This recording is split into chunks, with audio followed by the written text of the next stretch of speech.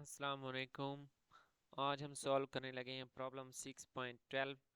An infinitely long cylinder of radius r carries a frozen in magnetization parallel to the axis और z axis के parallel है m is equal to ks into z cap, where k is a constant and s is the distance from the axis. There is no free current anywhere. Find the magnetic field inside and outside the cylinder by two different methods.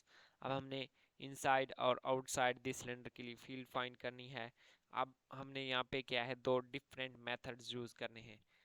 दो different methods use करेंगे और जो दो different methods use करेंगे वो यहाँ पे दिए गए हैं पार्ट ए में और पार्ट बी में भी।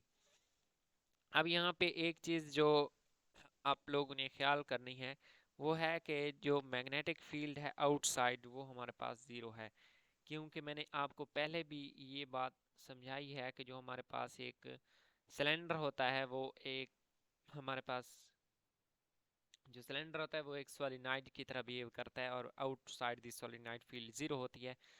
अब इस प्रॉब्लम को समझें। अब हमारे पास इसके अंदर क्या है, जे बी है हमारे पास, ठीक है, जे बी उसकी ये वाली डायरेक्शन है, ठीक है। तो जे बी और के बी हमारे पास यहाँ पे क्या है, करंट्स दिए गए हैं वो जो कि हमने फाइंड करने हैं। और जैसा कि मैंने प्रॉब्लम 6.8 में समझाया है वैसा ही उससे रिलेटेड ही ये क्वेश्चन है, ठीक है। अब यहाँ पे देखें, यहाँ पे करंट इस डायरेक्शन में क्या है, फ्लो कर रहा है, ठीक है। और ये डिस्टेंस एस हमारे पास क्या है, उसका रेडियस है, ठीक है, फ्रॉम द सेंटर। अब जी डायरेक्शन में हमारे पास क्या है, मैग्नेटाइजेशन होगी जो कि प्रॉब्लम में भी दी गई है। अब ये उसके एक्सिस हैं। अब हमने जो फर्स्ट मेथड यूज़ करना है वो करना है as in section 6.2, locate all the bound currents and calculate the field they produce. सबसे पहले हमने क्या है, बाउंड करंट्स फाइंड करने हैं। बाउंड करंट्स फाइंड करने के लिए हम डेल क्रॉस एम, पहले जे बी फाइंड करते हैं, volume bound current. Del cross m वो हमारे पास क्या है, हम कैसे फाइंड करते हैं। अगर ये फार्मूला आपको नहीं पता तो आप मेरे और प्रॉब्लम्स देख सकते हैं, उनमें मैंने ये अच्छे से एक्सप्लेन किए हुए चैप्टर 5 के प्रॉब्लम्स में। तो for cylindrical coordinates 1/s into s cap plus in s phi cap z cap curly और करली एस करली और करली फाई करली और करली जी। अब ये देखें, जो मैग्नेटिक फील्ड है उसका सिर्फ जी कंपोनेंट हमारे पास नॉन जीरो है, बाकी दो हमारे पास क्या है, जीरो, ये भी जीरो, ये भी जीरो, और ये हमारे पास के एस है, ठीक है। इसका जी वेक्टर साथ था तो जी वेक्टर वाली टर्म ही हमारे पास मैंने नॉन जीरो लिखी है। अब यहाँ पे हमारे पास देखिए, सबसे पहले एस कैप, एस कैप जब हम लिखेंगे तो ये वाला कॉलम और ये रो छोड़ देंगे और बाकी का डिटर्मिनेंट ले लेंगे। अब इसका सबसे पहले डिटर्मिनेंट लेंगे करली और करली फाई इंटू के एस। अब फाई के हिसाब से डेरिवेटिव है लेकिन इस रकम में फाई मौजूद नहीं है तो ये ज़ीरो बन जाएगी, और ये है ही ज़ीरो तो ये ज़ीरो। एस कैप वाली टर्म हमारे पास क्या है, ज़ीरो बन जाएगी। नेक्स्ट माइनस साइन के साथ एस फाई कैप। अब ये वाला कॉलम और ये वाली रो छोड़ देनी है। अब जो बाकी टर्म्स बचती हैं उनका क्या है, हमने डेरिवेटिव ले लेना, करली और करली एस इंटू के एस माइनस ये हमारे पास ज़ीरो बन जाएगा, एंड बाकी टर्म्स हमारे पास ज़ीरो बन जाएंगी। यही एक टर्म हमारे पास क्या है, नॉन ज़ीरो है। तो ये आ जाएगी j b is equal to 1/s, ये पहले से मल्टीप्लाई हो रहा था, इंटू करली और करली एस इंटू के एस। एस का विद रिस्पेक्ट टू एस हमारे पास क्या आ जाएगा, वो वन आ जाएगा, ठीक है। तो यहाँ से हमारे पास जो जे बी हमारे पास आएगा, हम यहाँ से देख लेते हैं जो हमारे पास प्रॉब्लम था। तो ये हमारे पास क्या है,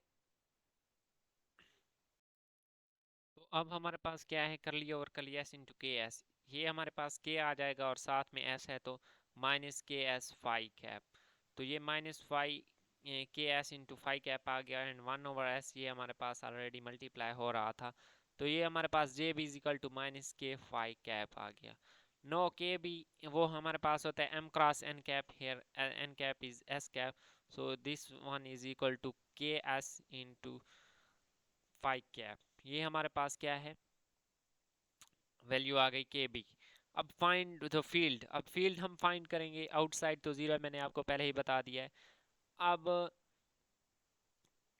इनसाइड फाइंड करनी है, उसके लिए हम एम्पेयर्स लॉ यूज़ करेंगे। ये हमारे पास बी एल सिंपली आ जाएगा, ठीक है। तो ये हमारे पास आप पूछेंगे कि हमारे पास बाकी प्रॉब्लम में हम उसका सरकमफेरेंस लिख लेते थे, यहाँ पे सरकमफेरेंस की बजाय सिर्फ एल क्यों लिखा है? तो ये इसलिए है क्योंकि इस प्रॉब्लम में हमने क्या है, एम्पीरियन लूप ड्रा की है। अब ये देखिए, मैं आपको यहाँ पे दिखा देता हूँ, ये हमने एक एम्पीरियन लूप ड्रा की है, ठीक है, जिसकी लेंथ हमारे पास एल है और उसकी जो बाकी ये लेंथ है, ये है एस प्राइम हमारे पास, ठीक है। तो अब ये देखें, यहाँ से यहाँ तक जो टोटल है ये एस है, और जो इसकी लेंथ है जो इनसाइड है वो सिर्फ एस प्राइम है, ये भी आपने ध्यान में रखना है। तो अब हमने इसको इंटीग्रेट करना है, इस लूप को 0 से एल तक, तो हमारे पास डी एल की इंटीग्रेशन एल आ जाएगी। सो बी इंटू एल, ये हमारे पास बन जाएगी b l into mu naught I enclose. अब हमारे पास जो करंट इनक्लोज है इस लूप में, हमारे पास वो सरफेस भी होगा और वॉल्यूम बाउंड करंट भी होगा। अब जे बी की वैल्यू अभी अभी हमने फाइंड की है कि वो हमारे पास है माइनस के। अब डी ए उसको इंटीग्रेट करेंगे तो हमारे पास जो एरिया होता है वो किसी लंबाई और चौड़ाई के हासिल ज़रब के इक्वल होता है, ठीक है। तो अब हमने उस लूप का एरिया फाइंड करना है, वो कैसे फाइंड करेंगे? वो तो एक तो उसकी लेंथ है वो हमें पता है, ठीक है, और जो दूसरी साइड है जो हम उस लूप जो इनसाइड है वो हमारे पास होगी एस माइनस एस प्राइम, ठीक है। तो प्लस ये हमारे पास के भी डी एल का एल आ जाएगा, ठीक है, हमारे पास इंटीग्रल 0 से एल तक जब उसको इंटीग्रेट करेंगे। तो अब माइनस के एल एस, यहाँ से एल मैंने क्या है होल कॉमन लेके इसके साथ कट कर दिया है, ठीक है। एंड ये minus k s plus k s prime plus k s, minus k s और प्लस के एस आपस में कैंसिल हो जाएंगे, और b is equal to mu naught k s prime into z cap. ये हमारे पास मैग्नेटिक फील्ड आ गया। अब मैग्नेटिक फील्ड एक और वे से भी हमने फाइंड करना था, use Ampere's law in the form of equation 6.20 to find h and then get b from equation 6.8. Notice that the second method is much faster and avoids any explicit reference to the bound charges. अब जो second method है वो हमारे पास easy है, axillary field हमने find करनी है सबसे पहले एच। तो एच फाइंड करने के लिए हम क्या करेंगे, उस पे एम्पेयर्स लॉ यूज़ करेंगे, ठीक है। अब सिमेट्री जो हमारे पास एच होता है और बी और एम ऑलमोस्ट ये हमारे पास क्या है सेम डायरेक्शन में होते हैं, तो एच की डायरेक्शन भी हमारे पास क्या है वही जी डायरेक्शन ही होगी। अब एम्पेयर्स लॉ की इंटीग्रल फॉर्म ये हमारे पास एक्सिलरी फील्ड के लिए h dot l integral is equal to I f enclosed. अब हमारे पास जो फ्री ये है free enclose charge, free enclose charge हमारे पास 0 है, तो हमारे पास एच हमारे पास क्या है 0 बन जाएगा। अब एच का रिलेशन हम जाते हैं, H is equal to B over mu nought minus M.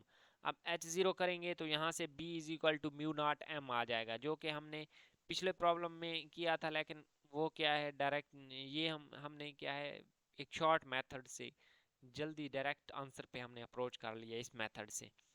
तो while outside the cylinder m is equal to outside the cylinder magnetization 0 है, तो फील्ड भी हमारे पास क्या है 0 बन जाएगी। तो ये हमारे पास था प्रॉब्लम 6.12।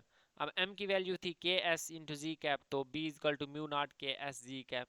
तो हमारे पास पार्ट ए में भी यही आंसर निकला था और पार्ट बी में भी हमारे पास क्या है यही आंसर निकला है।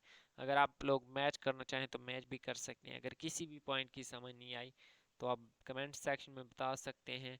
मिलते हैं नेक्स्ट वीडियो में, अल्लाह हाफिज़।